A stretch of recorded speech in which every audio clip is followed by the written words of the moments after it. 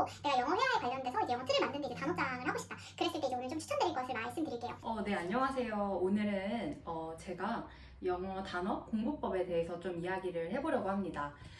사실 영어를 아예 완전 처음이면 단어장을 하나 사서 공부를 하시는 게 가장 좋고요. 오늘은 제가 조금 있었던 일들에 대해서 이야기하면서 좀 어떻게 해야 되는지 말씀을 드려볼게요. 네, 일단 영어 단어 같은 경우는 그 목적에 따라서 이제 가장 먼저 선택을 하시면 돼요. 내가 예를 들어 시험을 본다 그러면 당연히 빈도나 빈출이 많았던 그 시험에 해당하는 단어장을 반드시 구매를 하시고 그거를 한 권을 정말 여러 번 계속해서 보시면 돼요. 근데 예를 들어 내가 일상회화나 아니면 영어의 어떤 틀을 잡고 싶다. 그렇게 되면 그거에 맞는 이제 단어를 하시면 되는데요. 완전 내가 0이에요. 그러면 사실 시중에 나와 있는 뭐 베스트 단어장 같은 경우 있잖아요. 베스트셀러에 나와 있는 그런 단어장을 하나 사셔서 그거를 좀 반복적으로 보시면 좋거든요. 그러니까 만약에 너무 실력이 0이다 그러면 꼭 이렇게 비즈니스 이런 거랑 관련된 거 말고 그냥 좀 전반적으로 다뤄져 있는 중고등학생들 그런 단어들도 되게 괜찮아요. 그래서 그런 것들을 보시면 되고요. 이제 그런 시기를 다 지나서 뭐 토익 공인 영어도 좀 공부를 했고 내가 영어 회화에 관련돼서 이제 영어 틀을 만드는데 이제 단어장을 하고 싶다. 그랬을 때 이제 오늘 좀 추천드릴 것을 말씀드릴게요. 일단 영어 회화를 공부를 하는 데 있어서 가장 중요한 거는 일단 동사 부분을 좀 알아야 돼요. 그래서 만약에 내가 어떤 단어장을 좀 하고 같이 가야 될지 모를 경우는 구동사 관련된 단어장을 좀 봐주시면 되고요. 제가 밀리의 서재에 보니까 좀 되게 여러 가지 구동사 단어장들이 되게 좋은 게 많더라고요. 근데 제가 지금 소장하고 있는 단어장은 사실 이 단어장이라서 이게 단어의 그냥 본질적인 것들의 의미들을 말해주기 때문에 조금 좋고 사람마다 개인 취향이 있어서 디자인적인 거를 보시는 분들이라든지 아니면 조금 더 다양한 구동사가 필요하신 분들은 뭐 서점이나 이런 데 가셔서 어쨌든 한번 동사를 좀 이렇게 해주시는 게 중요해요.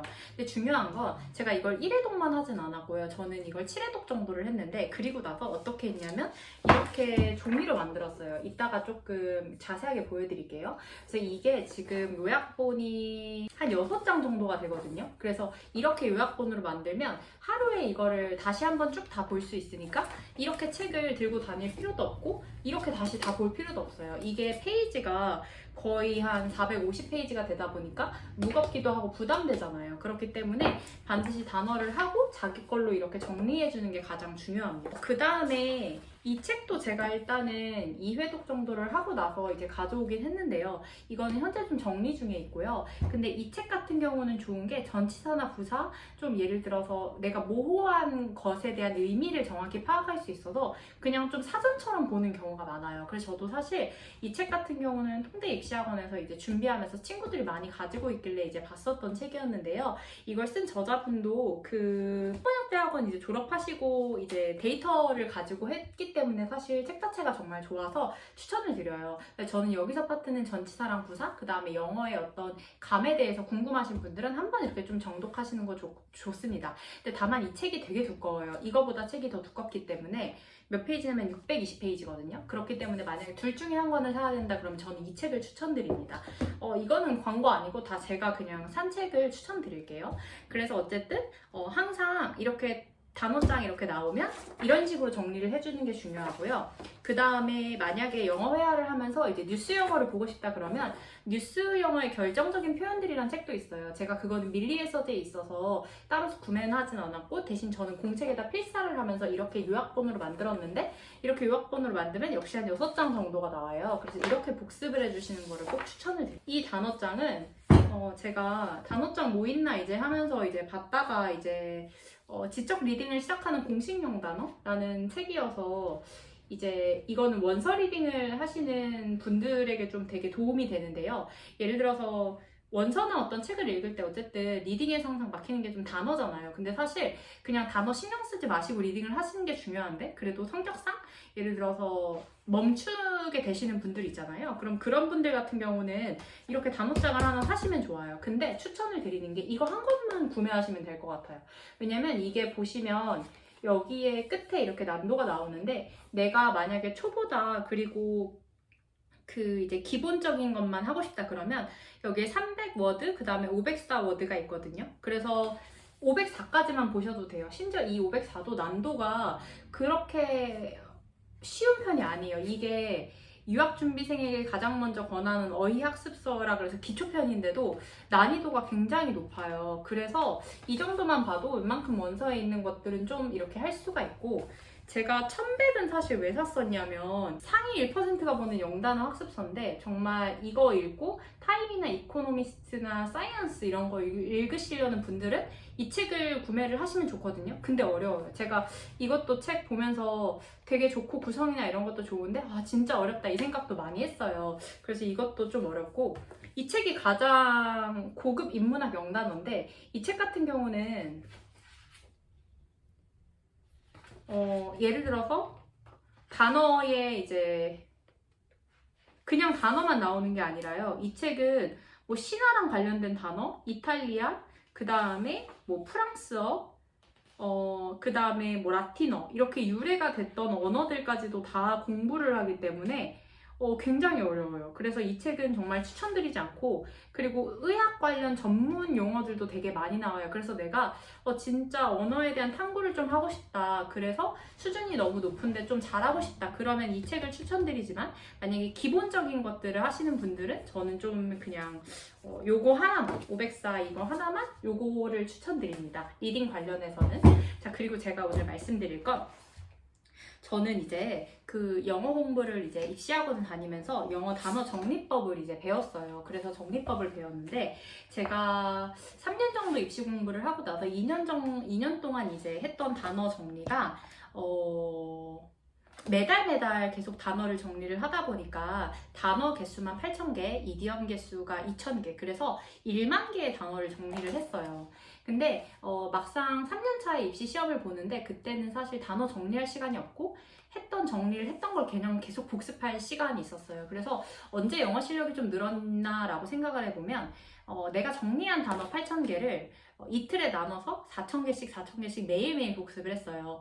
그때 영어를 매일매일 복습을 하고 밤에 또 스터디를 하고 계속 하다 보니까 뇌에서 트레이닝이 돼서 이제 제가 되게 다음날 리스닝 자체가 되게 편해지는 걸 느끼게 된 거예요. 그래서 정말 이 정도로 해야 영어가 조금 편하게 들리나? 라는 생각이 들었거든요. 근데 제가 여기서 드리고 싶은 말이 뭐냐면, 저는 제가 2년 동안 이렇게 단어를 정리를 해서 뭔가 이 단어가 머리에 이렇게 정리하면 들어온다고 생각을 했던 것 같아요. 이게 무슨 뜻이냐면, 정리를 하고 복습을 하지 않을 경우는 차라리 이걸 안 하는 게 나아요. 그러니까 저는 이렇게 하루 종일 정리를 하고 복습의 시간을 절대 넣질 않았던 거예요. 정말 바보 같은 생각이죠. 그렇기 때문에 이렇게 모르는 단어가 나왔을 때 정리를 다 해놓고 결과적으로 복습을 하지 않아서 예쁜 영어 단어장만 만들었던 거예요.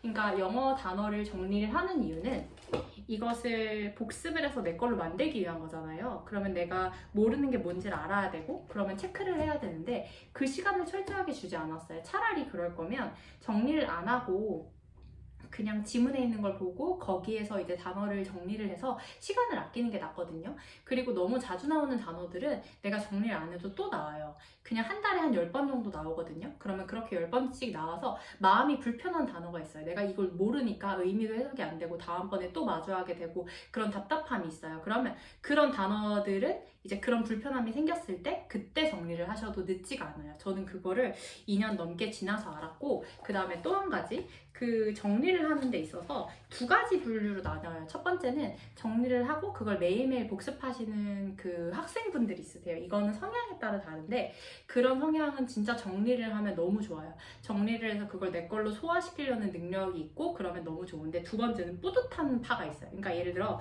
내가 이 정리를 끝냈다. 그리고 혼자 너무 뿌듯해요. 왜냐면 나는 뭔가를 다 한 것 같거든요. 근데 실상 머리에 들어온 건 없고 계속 감정만 좋은 거예요. 그러니까 계속 뿌듯하기만 하고 실력은 늘지 않고, 그러니까 뭔가 그러니까 도돌이표가 되는 것 같고, 도대체 내 문제는 어떤 건가라는 이제 생각을 하게 되고 라는 점을 하게 되는데, 반드시 말씀드릴 것은 단어 정리를 하는 이유에 대해서 항상 기억을 하셔야 되고, 왜 단어를 알아야 되는지에서도 기억을 해주시면 돼요.